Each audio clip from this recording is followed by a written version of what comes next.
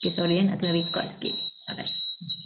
Okay, the next one ialah mental illness can occur when the brain or part of the brain is not working well, okay, or is working in the wrong way. Okay, kita kena faham bahawa kita kena invest in that mental health, dan sekiranya kita punya minda tu berserabut ataupun berkusut lah kekusutan, so the brain will not be able to work well. Okay, because kita punya brain pun ada banyak synapses, ada a lot of neurons dan sebagainya, you know. So it has to be in a state of macam kata harmony, okay, state of tranquility, okay, or kalau sekiranya tidak, it's not working in a wrong way, so dia akan affect all the six function. Thinking will be affected, your persepsi akan affected, your emosi akan terjejas. Okay, the signaling of whatever stimulation yang akan berlaku, dia akan terjejas. Physically it is being shown, alright, akan ternampak lah physically-nya lah, alright, the emosinya akan ternampak, okay, pemikiran juga akan terlihat, alright, dan perubahan sikap akan berlaku. Sebab tu kita lihat pelajar-pelajar atau siapa-siapa saja yang ada masalah kekusutan minda, dia akan melibatkan all these six process. You can see the person yang you lihat tu berubah dari segi kesikap dia. Okay, berubah dari segi fizikal dia. Okay, boleh jadi dia menjadi lebih kurus ke, ataupun makan terlalu banyak menjadi lebih gemuk ke, you know, okay, behavior dia macam mana sebelum ni, dan you know, and then emosi dia macam mana, how dia persepsi, macam mana pemikiran dia, it is all affected. You know, the function is all affected. Okay. So the symptoms of mental illness are a result of abnormal brain function. Sebenarnya mental health ni is actually the abnormal of the brain function. Brain kita tu tidak dapat berupaya untuk membantu kita membuat perkara-perkara yang macam yang elok lah, yang sesuai lah. Okay, why? Because the mental health illness is a brain disorder. Dia adalah pemikiran kita, our bahagian otak kita tu, dia menjadi abnormal, dia menjadi satu perubahan yang luar biasa. Okay, walaupun dia punya cerebellum, dia punya brain kita punya urat saraf, semua sama aja. Tapi processing dia tu, alright, processing dia tu, brain tu dia ada masalah proses because terlalu banyak tidak ada kesejahteraan dalam minda dia. Jadi dia menyebabkan apa? Thinking difficulties or problems focusing attention. Okay? Ataupun extreme emotional high and lows. Alright? Low sangat the emotion ataupun high sangat the emotion. Dia macam tak betul lah. Alright? And then also sleep problems. So sleep problems is one of the identifying problems yang kalau you ada masalah tidur ni, okay, this is something yang salah satu perkara-perkara yang kita kena melihat lah. Tengok balik lah. Okay, and thinking difficulties, alright, all those focusing dan sebagainya, emotion yang berubah-ubah. So this is something yang, because why? Because the brain is not functioning well. Okay. Okay, the next one adalah, what causes mental health? Okay, banyak benda kita kata. Boleh cerita lah from a lot of, you know, banyak perkara yang affect our mental health. Definitely in our lifetime. Kalau you all takat umur 23, macam saya dah umur dah 50 lebih, okay? Alright, so the whole process our life is affecting, definitely will affect.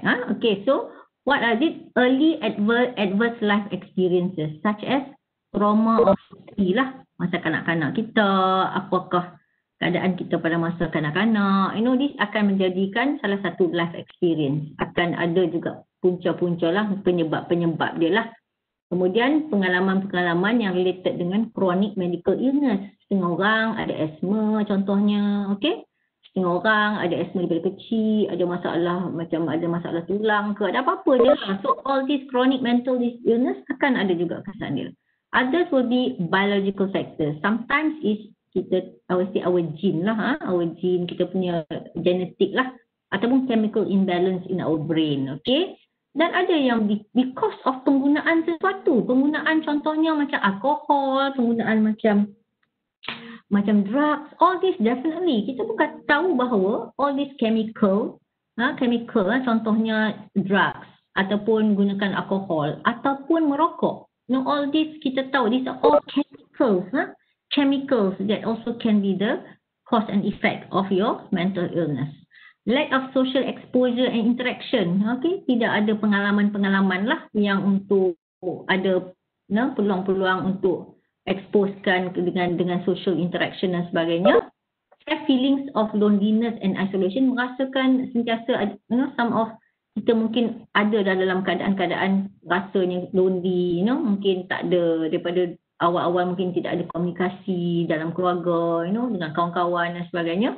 And family history of mental problem, mungkin kita kena tengoklah balik, ada kemungkinan dalam keluarga kita ada siapa-siapa sanak saudara kita yang ada masalah mental health, dan ini juga menjadi salah satu sebab-sebab punca dia lah. Alright. Okay.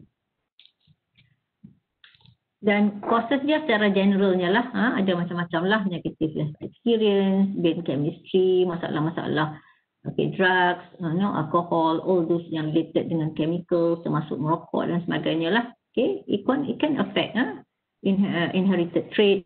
Kadang-kadang inherited traits kita ni, cara macam mana kita dibesarkan lah, cara macam mana lah, ada yang penyuci sangat-sangat, ada yang that kind of thing lah. So these can be the causes. Okay. Common mental health issues among students. Okay, biasanya lah. Kalau ni memang semua akan hadapi dalam kehidupan dia, tak kira lah masa student ke, okay, masa dia sekolah rendah ke, sekolah menengah ke, ataupun sampai kerja. Okay, it's stress. Okay, almost all students will experience some form of stress at university lah, usually triggered by academic pressure or personal circumstances. Okay. The next one yang kebanyakan yang dah hadapi oleh pelajar-pelajar, ini we're talking about pelajar-pelajar kita semualah, is anxiety. Anxiety ni adalah biasanya nak anxious ni biasalah kan, it's normal lah to be nervous in stressful situation, memang biasa. Tetapi people with anxiety ni biasanya often dia adalah dia punya feeling is overly anxious, overly under pressure. Sometimes to the point of panic attack. Saya rasa ada di kalangan kita biasa melihat atau merasai panic attack. Kita akan bincang sikit lah bagaimanalah this is some of the anxiety yang melebihi lah daripada tahap dia. Or experience a low level of anxiety all the time. Okay, sepanjang masa low level anxiety mungkin dia akan gerak-gerak tangan dia, ataupun just gerak-gerakkan kaki dia, ataupun pusing-pusingkan pen, these are continuously level of feeling of anxiety. Boleh juga regardless of situation, just duduk macam tu. And sometimes also you have this type of third one is lah yang commonly lah is depression lah. So it is normal lah sometimes to feel down. Biasalah kan, bila main hujan pagi ni, aku tempat-tempat yang lain pun tak tahu di Pulau Pinang ni baru hujan ni pagi tadi. Bila keadaan sekeliling kita rasa macam cool apa semua, kan kita lama tak boleh nak pergi mana. So you akan rasa lebih baik. These feelings are biasalah, nanti dia okey lah balik kan. Macam these feelings are categorized as depressed lah. Okay, when they continue for over 2 weeks. Mana kata sepanjang 2 berterusan lah. Rasa down sepanjang berterusan lama. Biasanya hari ni kita rasa down, tengah hari kita dah okey, ataupun besok kita okey kan. So ni adalah bila kita kata depression tu, bila the symptoms ni continue for over 2 weeks lah, lebih masa, lebih lama lah. Okay. And then kerap once a month lah and all that kan. And have a significant negative impact on individual's quality of life. Oh, definitely lah. Kalau dah 2 minggu tu rasa down, tak mau ini, tak mau itu, it will affect your quality of life, definitely. Kan macam kawan ajak keluar, tak mau keluar, kawan ataupun kita sendiri tak rasa nak keluar, nak berinteraksi, nak berkomunikasi. So these are some of the things yang kita kata commonly lah seen in the university student. Itu stress, anxiety and also depression. Ini ada lagi lah mental health condition yang banyak-banyak ni, ada macam-macam lah. Ingat semua orang pelajar pun pernah dengar dan pernah tahu lah tentang ni.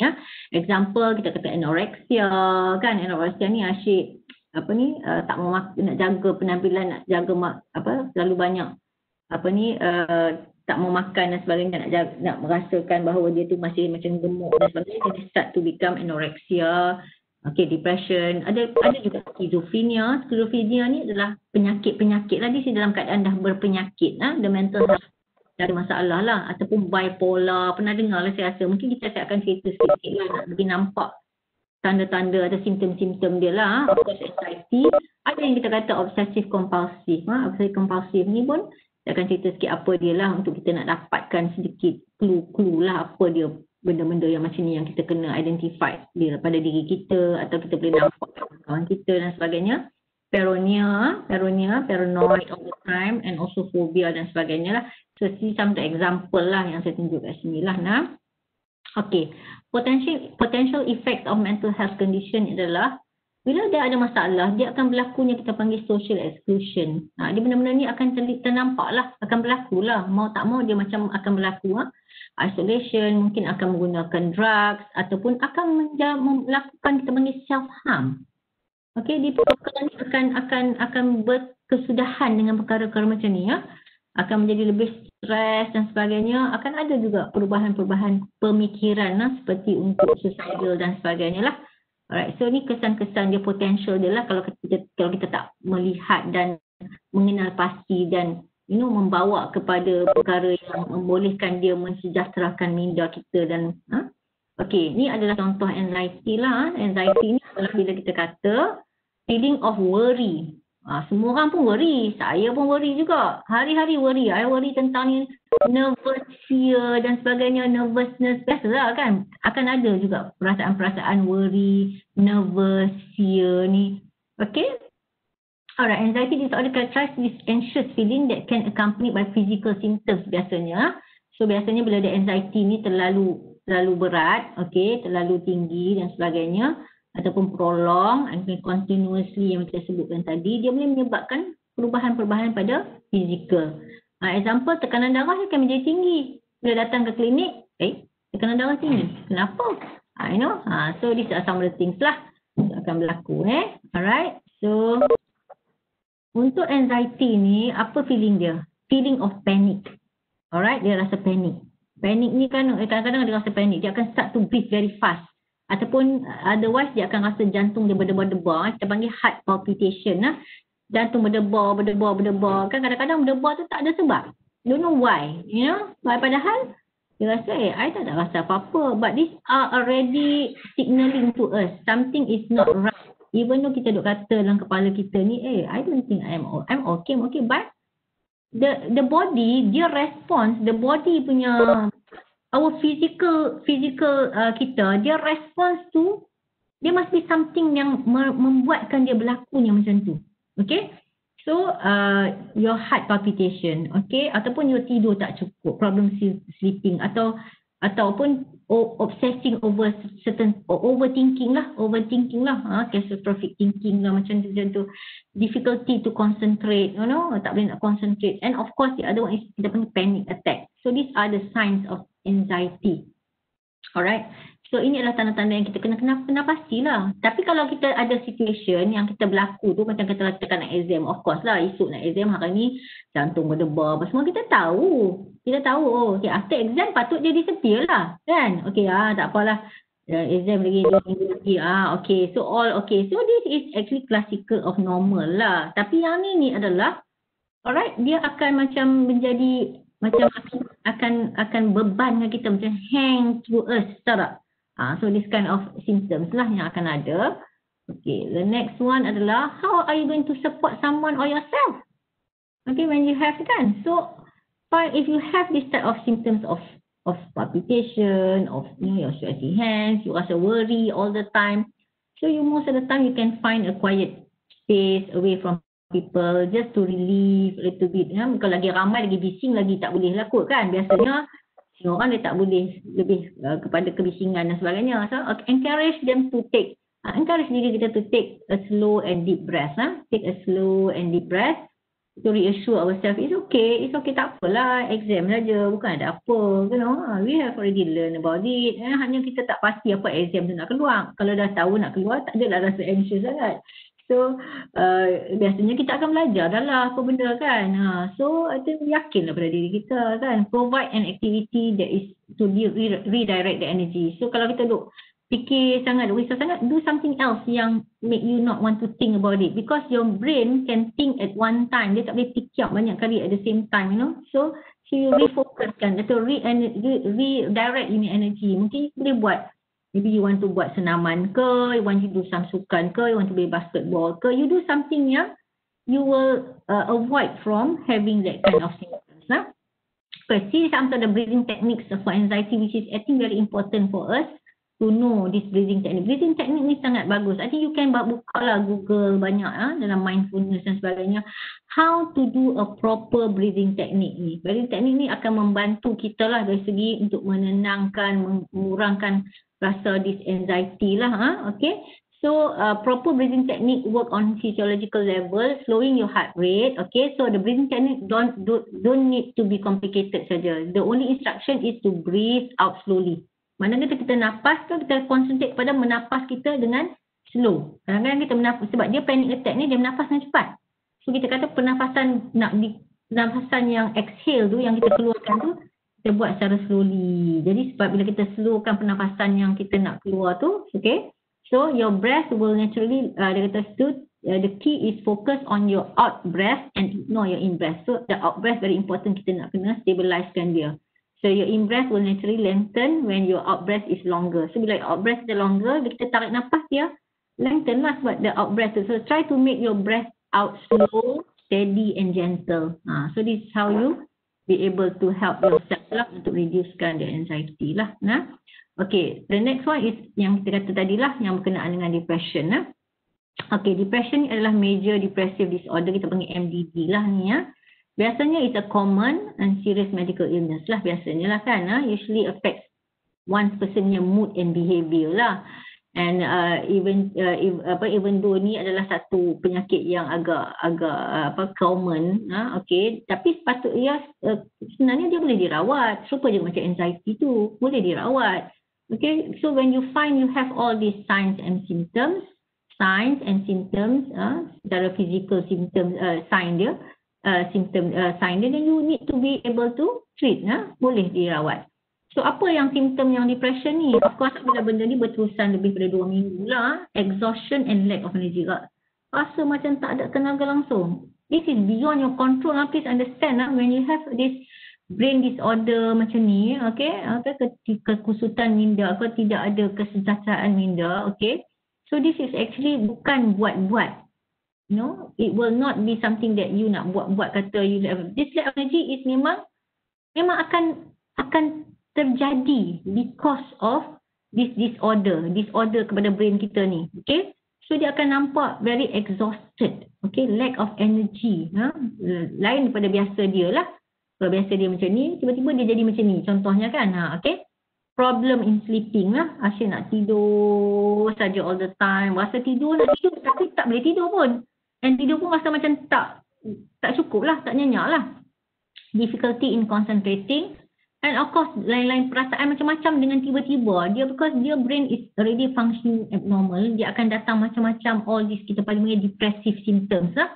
Feeling of hopelessness, macam hopeless rasa. Bukan dia sengaja nak buat sebenarnya. Atau bukan bila kita ada keadaan simptom jadi itu bukan sengaja nak buat. It's already feeling tu akan automatically develop. Then that is where kita panggil symptom of depression. Loss of interest in activities which used to be bring joy. Kalau you have loss of activities that bring you joy, yang ni pun adalah salah something yang you kena pick up lah. Or even you noted from your friend, kata kawan you tu, dia suka buat ni, tiba-tiba dia tak suka buat. Mungkin tak suka buat satu hari tu tak apalah. Ni yang kita kata berterusan ni lah. Selepas dah macam 2 minggu pun tak come out from dia punya gloomy kind of thinking ataupun feeling ataupun behavior ke apakah. So these are some of the things you can noted from your friend lah. Alright? Okay, kemudian okay, others will be withdraw lah. Dia akan withdraw lah from family. Dia akan kunci seorang-seorang, duduk seorang-seorang, tak mau berkawan, you know. So you yourself will know and you Of course lah, kena tengok, bila kita sebenarnya tujuan kita cerita hari ini is to identify these are some of the signs and the symptoms lah yang ada lah. So kalau benda ni berlaku pada kita, janganlah tunggu lama-lama. Kita pun dah tahu dah kan. Okay, kita dah belajar pada tahun ni. Kenalah seek help. It is tak menjejaskan kalau kita seek help contohnya. Alright? So you notice kadang-kadang satu tahap kita dah withdraw from our family, withdraw from our friends, our friends withdraw from us. So we know lah there is something already not right lah about what our friend lah, pada diri kita lah. Atau drop in grades, macam kita punya pengajian-pengajian punya peperiksaan lah, kita drop. Contohnya change in eating habits kita berubah, okay? Sleeping pattern kita berubah, okay? Loss of weight, large weight gain ataupun loss weight gain ataupun weight gain atau weight loss boleh berlaku. Okay, unresolved grief over a loss, macam kita ada kehilangan contohnya komputer ke, kehilangan keluarga ke, menjadi berpanjangan tau, menjadi berpanjangan. Dia tak macam ni, dia berpanjangan. Okay, kemudian substance abuse lah, perkara-perkara yang menggunakan substance abuse. Difficulty in concentrating, okay, tak boleh nak memikir dengan concentrate, tak boleh mengingat, kadang lupa, tak ingat, irritable, angry, bila orang macam tanya sikit dia marah tu, bukanlah maksud dia kalau kita tahu kawan kita macam ni, dah kalau dia marah kita pun, janganlah kita lagi isolate from dia. Sebenarnya kita kena, saya kata, pilih kat dia, marah lah, this is not right lah. Kalau betul we are friends, kalau betul dia adalah kita perlu ada sifat rasa keperluan untuk ni. So I think we need to make sure lah kita membantulah diri kita sendiri atau membantu kawan. Okey, ini ada antara lain yang penyakit-penyakit lain yang disebut tadi lah, skizofrenia. Skizofrenia ni adalah juga salah satu penyakit-penyakit yang develop lah, yang behavior dia di mana dia adalah satu behavior di mana kita dapati orang skizofrenia ni di loss of touch of reality. Sampai satu tahap macam tu boleh berlaku lah. Mana kata kesejahteraan minda kita ni kena sihat. Kita kena invest on this kesejahteraan minda. Otherwise sampai satu tahap kita ada penyakit-penyakit yang boleh menyebabkan dia adalah kehilangan loss of touch of reality already. Boleh berlaku lah disebabkan organ dysfunction of the brain. This is a condition of losing touch with reality accompanied by reduction in executive function. Bila dia dah lost touch of reality, definitely dah tak boleh berfungsi dengan baik. Atau dia panggil split mind lah. Maksud dia adalah lost ability to distinguish between fantasy from reality. Dia tak tahu dah, dia tak boleh nak bezakan. Dia rasa macam, dia nampak macam kawan dia masuk bilik dia ke, ataupun dia nampak mother dia datang ke. Dia macam fantasize benda. Padahal tu, benda tu tak berlaku. Tapi dia tak boleh kita atau siapa yang mengalami masalah ni, dia tak boleh nak mengenal pasti adakah ni realiti, adakah ni fantasi. Okay, dan selain pada tu dia ada mereka ni kebanyakan yang ada masalah ni dia adalah some psychological trauma yang dulu ada, mungkin now only dia akan terasa lah, akan develop lah. So ada penyakit yang lain kita panggil adalah bipolar disorder. Bipolar disorder ni adalah satu penyakit juga, yang penyakit dari semua ialah disorder, yang masalah-masalah lah sebenarnya ya. Okay, dia ni adalah experience of dramatic episodes of high and low mood. Kadang-kadang kan terlalu aktif, boom, buat ni, buat tu, semua very good buat. Dan kadang-kadang very low mood, tak mau buat apa langsung. Macam tu. So dia macam very extreme tu lah, extreme kind of moods lah. So dia tak ada fixed pattern, which have no fixed pattern lah. Kadang-kadang dia tu very active, energetic apa semua. Kita pun sama juga, ada kalau kita macam rasa tidak cukup, kita rasa okay lah, but this one is too extreme and then dia punya apa tu, you can see the difference dia punya high and low dia tu kan. You can see very clearly lah. So this is some of the things yang kita kena identify ourselves atau tengok kalau kita punya kawan ada, okay, this are some of the things kita panggil lah. Dia termasuk kita panggil bipolar ni. Dua lah. Bi tu adalah dua lah. Polar lah, perubahan lah, polar lah kan. Disorder tu adalah kadang-kadang dia akan jadi very, very low mood. Okay, low energy, feeling lah tak mau buat apa lah, worthless, difficulty nak concentrate, tak boleh tidur, loss of interest lah, duk fikir macam-macam ni depressive symptom jugalah, macam recurrent thoughts of death lah, ada rasa macam nak suicide lah. So kadang-kadang very kind high mood, manic kita panggil, orang manic ni severe changes in the mood lah, increase energy, tak payah tidur pun tak apa berhari-hari, need to sleep. Okay, increase talking, bercakap, bercerita lah apa, very fast and banyak sangat. Beyond the normal orang bercakap ni lah, macam tu. Okay, tak takut dah, boleh buat sesuatu, tak fikir risiko dah, macam tu. Overinflated self-esteem, rasa macam tu lah. These are another kind of group lah yang akan boleh berlaku kalau jika ada masalah ketidaksejahteraan minda dia lah. Okay. So, and then yang tadi saya sebut tadi tentang obsessive compulsive disorder lah. Ini adalah satu perkara yang ada juga, tak banyak lah, tapi berlaku juga di kalangan pelajar-pelajar, ada juga berlaku di kalangan warga Malaysia dan sekarang semuanya lah adalah. So, this kita panggil uncontrolled need to perform repetitive acts. Compulsion are urgent. Okay, repeated rituals. Dia nak buat benda tu. Macam biasanya kita tengok tadi, saya tunjuk gambar ni, gambar Shinki kan, basuh tangan. Dia dah basuh tangan. Sekali dia rasa tangan dia macam tak basuh lagi, dia pergi basuh lagi. Sekali dia rasa tangan macam tak basuh, dia pergi basuh lagi. Dia repeat sampai dia rasa tangan dia tu sampai betul-betul. Kadang-kadang sampai berkali-kali. Bila kita dah melihat pattern-pattern macam ni, ini adalah salah satu pattern-pattern ataupun pola-pola dalam bentuk kita punya simptom-simptom yang adalah tidak normal lah. Okay, dia tak boleh menjadi normal lah sebab dia nak buat sesuatu tu, dia nak buat sampai dia rasa macam benda tu betul-betul. Macam tu, dia repetitive, kata urgent compulsion yang dia tak boleh kawal sebenarnya.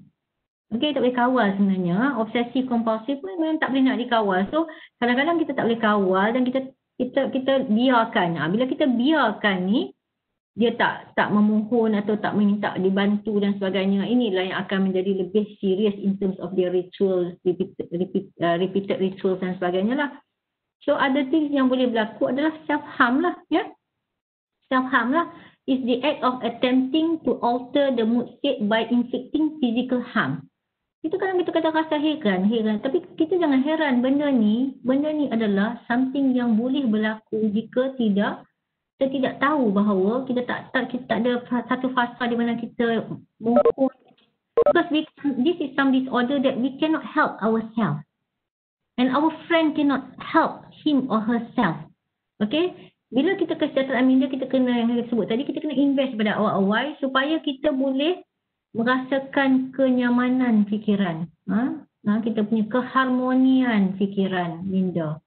Okay, tranquility in kita punya minda tu is to be able to feel that kind. Because kalau tidaknya sekarang ni adalah bila benda-benda sampai ke tahap yang mana boleh menyebabkan self-harm, ini boleh berlaku. Okay, sebab apa? Sebab perkara-perkara tu mungkin dah terlalu lama. Macam kita katalah, it can be happening. Benda-benda ni mungkin daripada adolescent lagi. Masa kita adolescent lagi kita dah ada, tapi kita memuncaknya ada satu masa tertentu lah. Macam tu.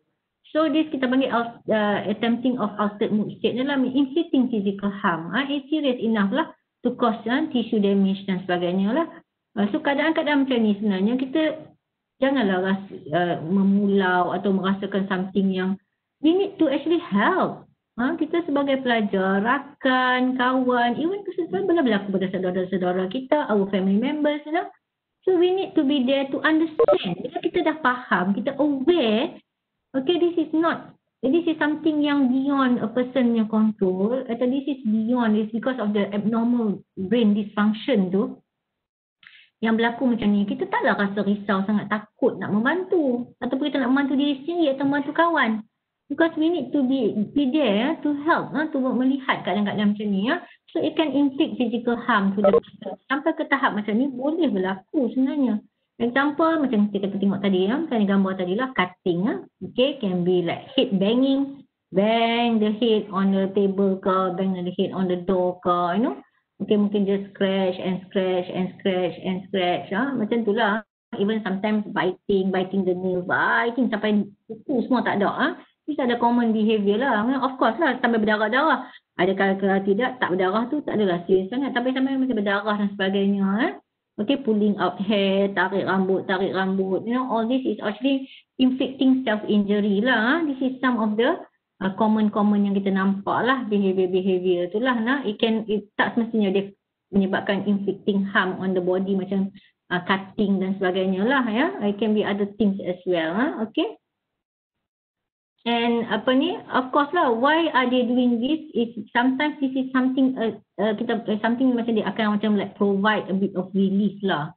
Benda ni untuk reliefkan dia punya rasa perasaan. These are some of the things dia macam somehow the brain tells the person that this is the way to relieve the way feel relief anger, rasa hilangkan that numb in kita punya sense, kita punya body, kita punya fikiran, kita punya body, to escape from this emptiness. These are some of the things yang boleh laku, yang akan membolehkan dia melakukan perkara tersebut lah.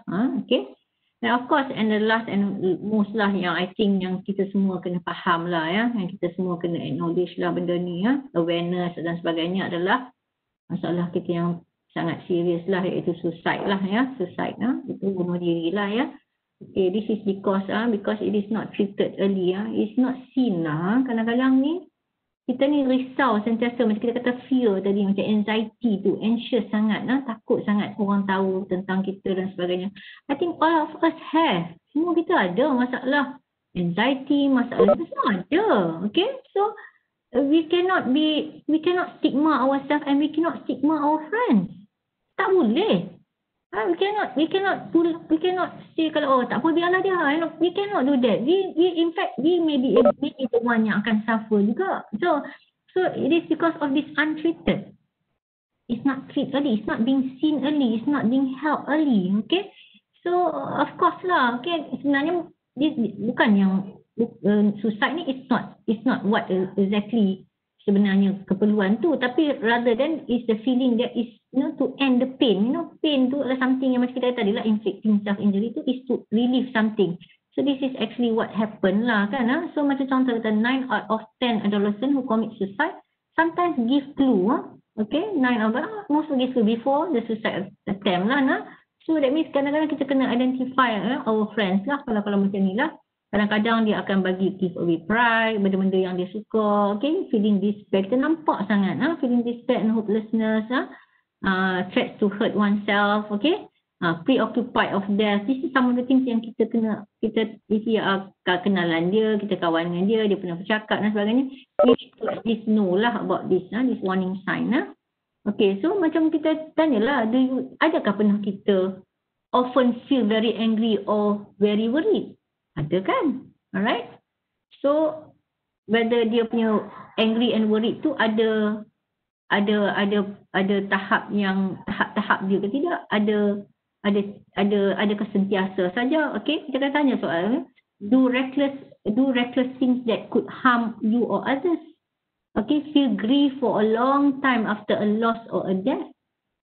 Think your mind is controlled out of control. Rasa macam pikiran kita ni dikawal ataupun tak boleh dikawal. Use alcohol or drugs, adakah? Saya risau juga pelajar-pelajar ni dekat nak exam kadang-kadang. Saya tahulah bukan di seluruh dunia lah, penggunaan drugs ni macam something yang boleh terjadi lah. Okay, so benda ni we have to be very very clear. No to drugs ni memang tidak boleh lah dibenarkan langsung lah. Ataupun alkohol dan sebagainya. Okay, taking this shows that you are something is not right with your minda lah. Okay, that's why you're using these drugs or guna alcohol. So if you're doing that, then you know, alright. And then diet, exercise, diet or binge eating obsessively.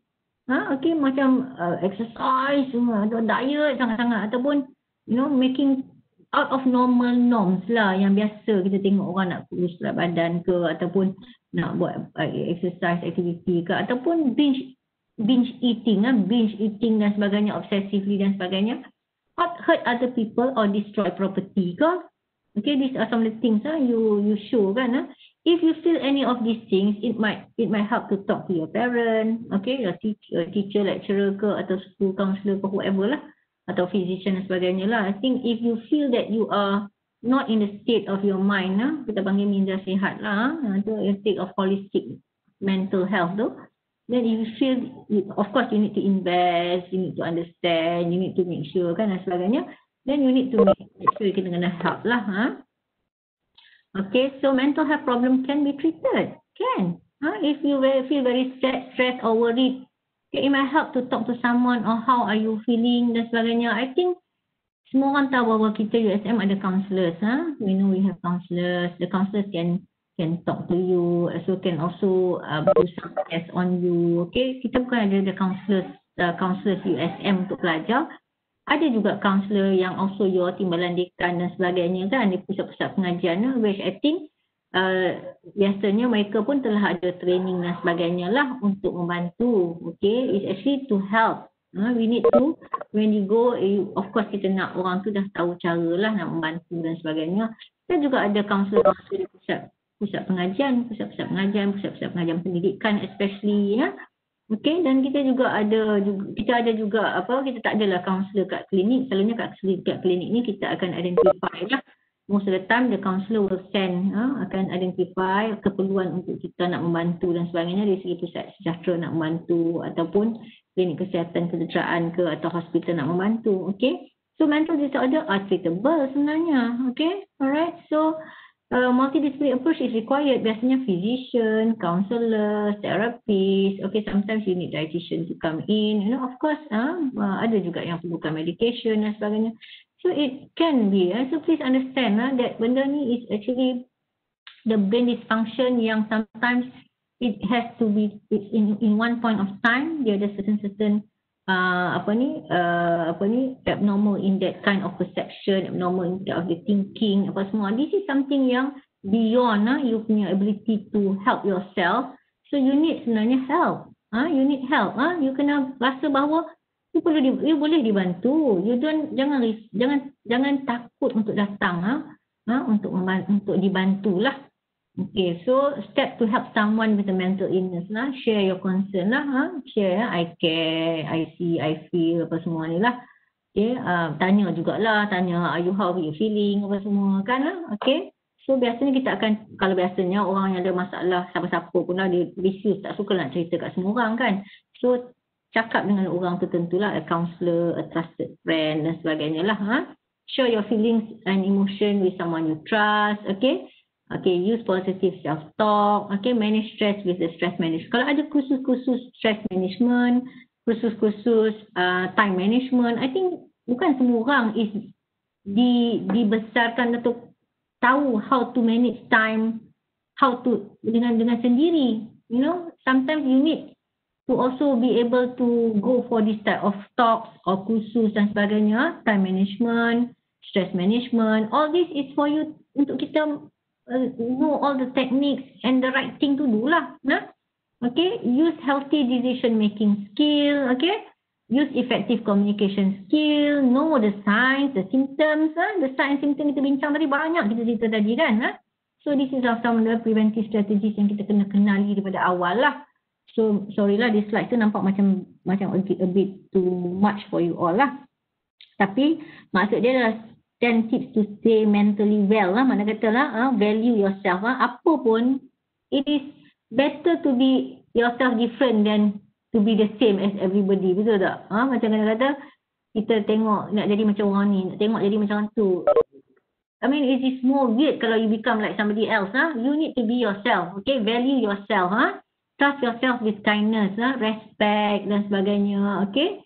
Alright, work on daily crossword puzzle ke apa-apa lah, take down whatever you like to do lah, you just do it, do it for your own self. Take care of your physical health, definitely. Pelajar-pelajar banyak ni sekarang ni, saya nak beritahu lah, memanglah kadang-kadang dengan keadaan kewangan dan sebagainya, tapi you kena, macam kita kata, invest in mental health, which I think kita tak pernah dengar sebelum ni. Kita juga memang dah selama ni pun perlu invest in physical health. Okay, macam makan makanan yang sihat lah. Okay, janganlah beli benda-benda, buat apa nak beli benda-benda yang nak mancing lah, nak apa, tapi tak sihat. Okay, so maybe that money, if you have problem with kewangan, kita tahu kita nak beli benda apa ya. Alright, drink plenty of clean water je. Tak payah beli teh ais, Nescafe ais, kopi ais, Milo ice tak payah. Drink plain water is so good. The value of the plain water is so good. This I want to stress to all the students. Minum air kosong. Plain water. It can be ice water. Okay, it can be not ice water, warm water atau plain water. Drink. Okay, exercise regularly. Invest. Walking. Paling-paling kurang jalan lah. Sampai berjalan pun tak mau. Okay, sekurang-kurangnya pergilah berjalan. You move. When you move, your blood, your heart pumps, and then the blood circulate to your brain. Alright, and of course kalau exercise lagi bagus. Alright, and get enough sleep.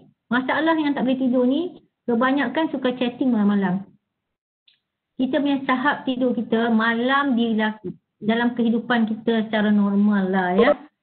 Siang matahari ada, aktiviti berlaku, burung-burung terbang cari makan, okey, kita pun okey. Bila malam adalah untuk kita, of course kita ada kerja, kita buat lah. Tapi time nak tidur lah. Ni duk chatting tengah-tengah malam dalam handphone. Handphone ni memang all the time tak boleh tinggal langsung. So saya rasa ini how to invest in your mental health. Kalau sampai handphone, kalau you tak boleh tinggal, kena tengok handphone sebelum you tidur, sampai you tidur. So it shows you are not investing in your mental health. No, because you need to have a good sleep. Alright, you must invest in a good sleep. So itu adalah perkara yang kita kena tengok diri kita sendiri. Where are we currently? Okay, establish strong family and social support. Very important lah, kawan-kawan, rakan-rakan, mak dengan ayah, you know. Memanglah sometimes communication is not there. Most of the time communication adalah melalui social media. Dengan mak dan ayah pun melalui WhatsApp. Okay, memanglah benda ni berlaku. Tapi once in a while, when you have the opportunity atau peluang, masa makan ke, masa dalam kereta ke, masa mana-mana sajalah, je open, tanpa aja tegur, cakap, you know. And then be a volunteer if you want to. Learn how to deal with stress, okay. Nak learn lah, nak learn deal with stress ni bukan perkara yang semua orang reti nak buat, okay. And then relax your mind, okay. Relaxation exercise can improve your state of mind and outlook of life, okay. Research shows that meditation can help to stay calm and enhance the effects of therapy. Try meditating. Sama lah juga macam contohnya, macam ni lah, ada banyak aktiviti-aktiviti ataupun yang kita boleh buat lah. Macam kalau yang Muslim tu can recite Quran, okay, dengan perlahan, dengan berfokus, dengan mindfulness, okay. Kita juga boleh ada, mungkin others boleh buat juga, dia ada banyak juga dia punya spiritual kind of aktiviti yang membolehkan dia merelakskan minda dia. Okay, macam aktiviti exercise yang bersesuaian dengan diri kita, you can do that also, it will relax also. And then selain daripada tu, do some aktiviti yang tak perlulah buat secara berkumpulan. Maybe you can do a bit of walking ke, jogging ke, go for a morning walk on the grass, you know, without your, you know, with your proper gear, pergi je lah. So these some of the things can help you. It's sort of like meditate yourself lah. Then others also would be like also macam example you can join Tai Chi atau yoga dan sebagainya. Do some movement. Go and see the nature. Blend with nature. Because when we open our eyes in the morning, nanti tidur malam, kalau duduk dalam rumah, duduk dalam bangunan, sepanjang hari, walaupun kita tengok macam komputer kan boleh tengok macam-macam jugalah. Boleh tengok pohon, boleh buka bunga, boleh buka macam-macam. But it's not the same thing as your physically and mentally experience the nature yourself. Macam-macam kita pergi kat luar tu, pergilah. Kalau rumah tu bertingkat-tingkat, tak ada tempat, keluar je lah. Pergilah kat taman ke, berjalan kat mana-mana yang ada, ya. Okay.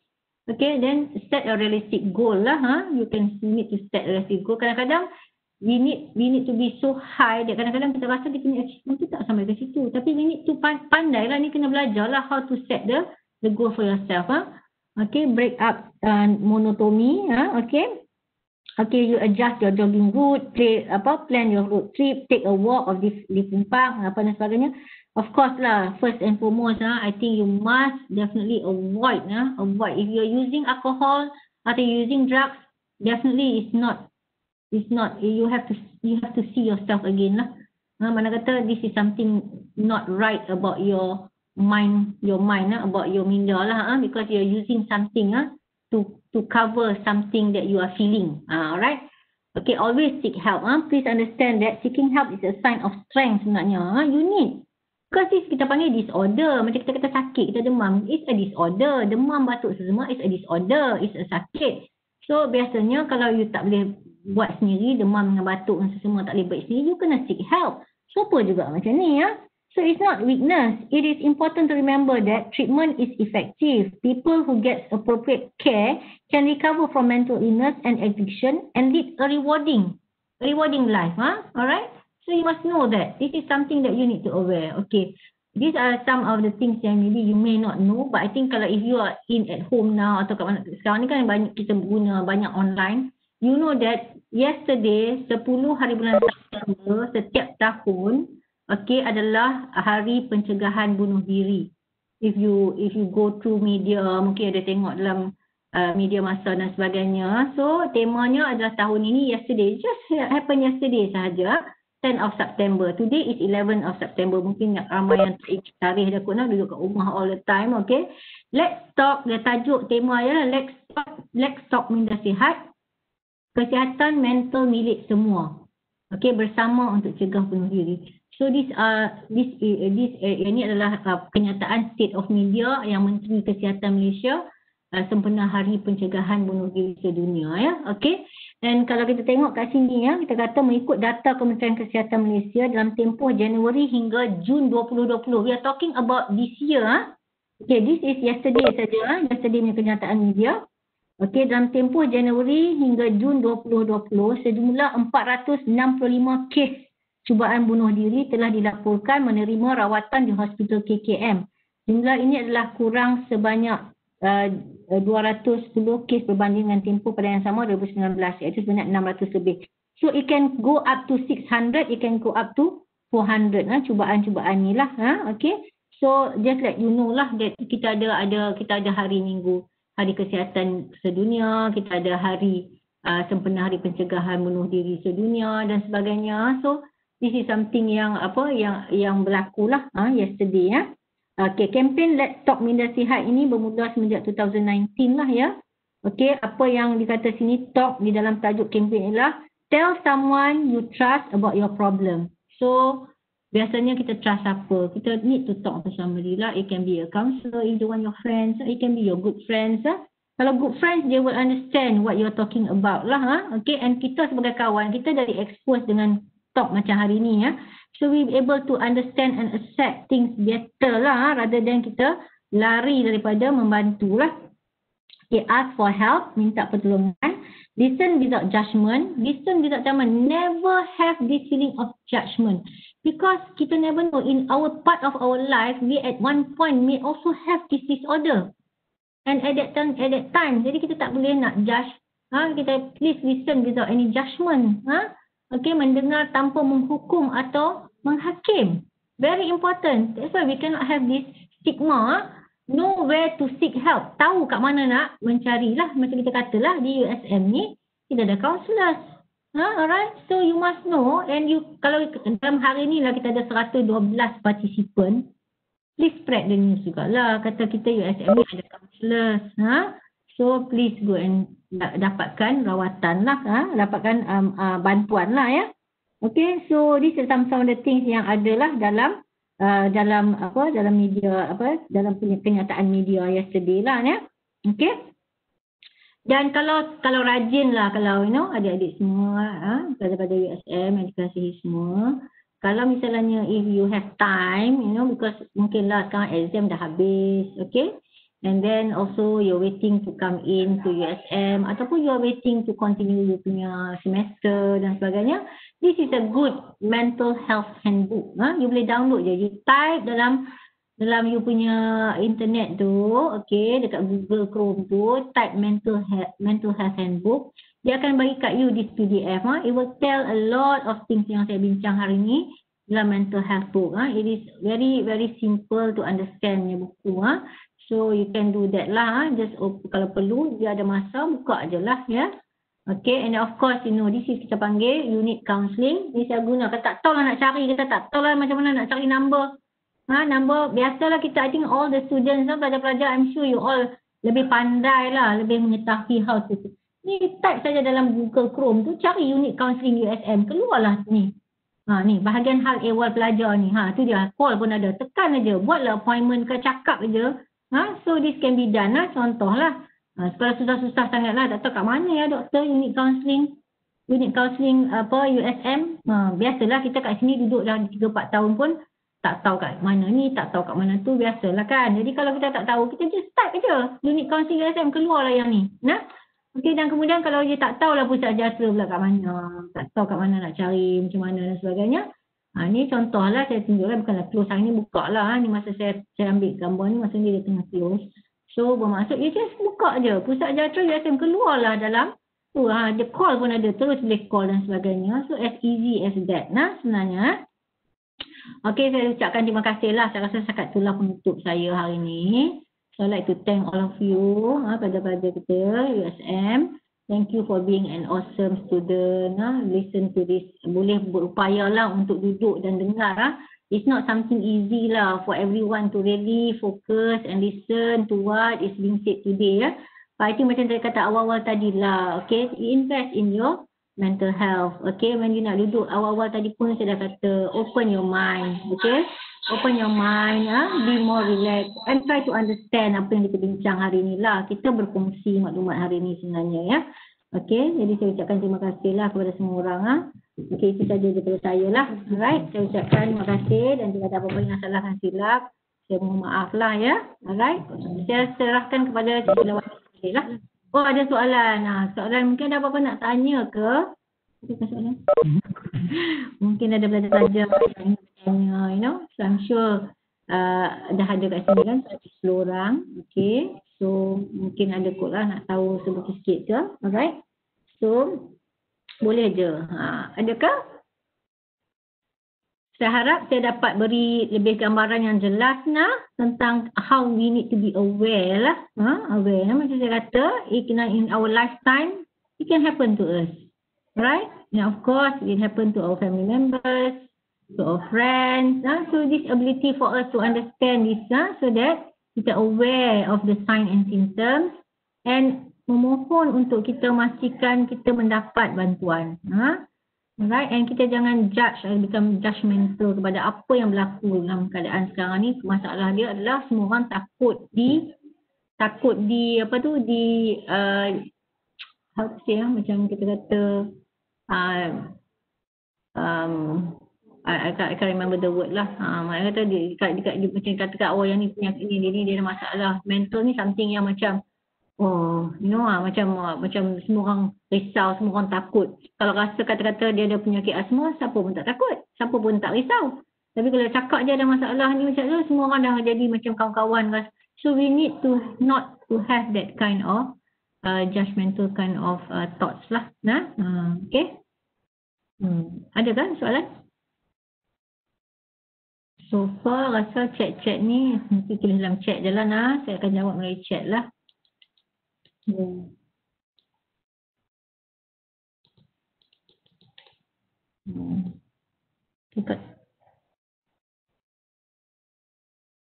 Adakah?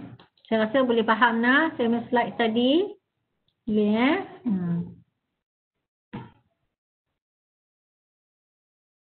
Dan sebentar ni saya pun nak memaklumkan kepada pelajar lah. Just be aware on what happen now currently. Kita dalam keadaan masih lagi dalam wabak COVID-19. Alright. So physical distancing, menggunakan pelitup muka, menggunakan hand sanitizer ataupun membasuh tangan dengan baik, menjaga adab-adab batuk dan sebagainya. I think benda ni akan menjadi salah satu norma baru lah untuk semua pelajar lah. Walaupun di rumah ataupun bila nak datang ke USM sendirilah. So this have to open our mind jugalah, our state of mind. Kita lebih keterbukaan lah pemikiran kita lah. Macam kita kata kita kena invest dari segi kita punya mind state. Kerana adalah benda-benda ni tidak mahu kita nak jadikan satu kesusahan pula. Menjadikan dia ni satu norma baru, kita kena adapt lah dengan adopt lah. Maksudnya kita ni ada perubahan lah, kena ada berupaya untuk mengharungi perubahan. Okay, jadi kalau jadikan sebagai satu rintangan dan halangan, dan sampai kesudahan dia akan ada masalah lah kan ya. Alright, so just embrace lah, embrace it. And then if we need to do that, we just continue to do that. Okay? Kita guna je lah pelitup muka, pakailah, carilah social distancing dan sebagainya. And currently, I think the situation agak genting juga lah beberapa hari yang lalu lah kan. di mana di kawasan-kawasan tertentu, I'm sure your social media pun, you all pun lebih cepatlah mendapat maklumat. Macam contohnya sekarang ni, contoh di bahagian Kota Star yang paling dekat dengan kita lah, di USM ni lah. Sekarang ni dalam keadaan dalam PKP pentadbiran lah, atau kita penelitian semua.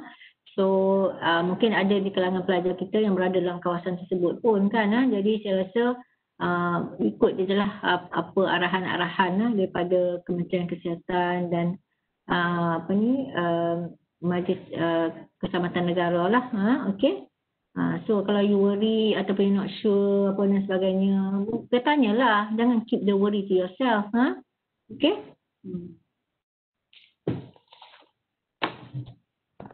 Okay, ada soalan ke? Ada soalan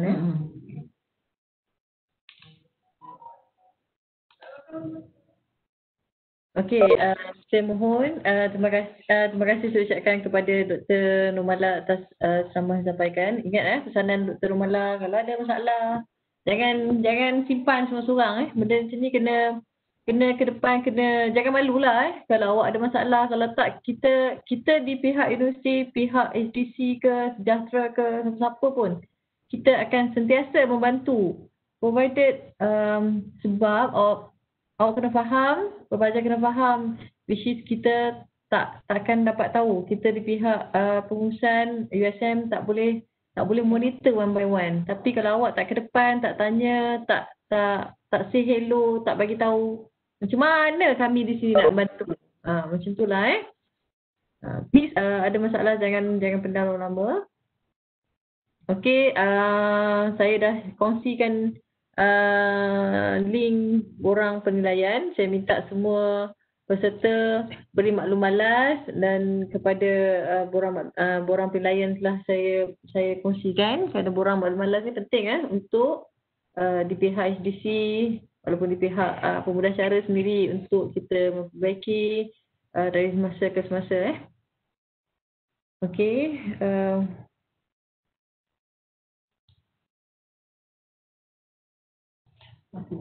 Ini bukan sekali.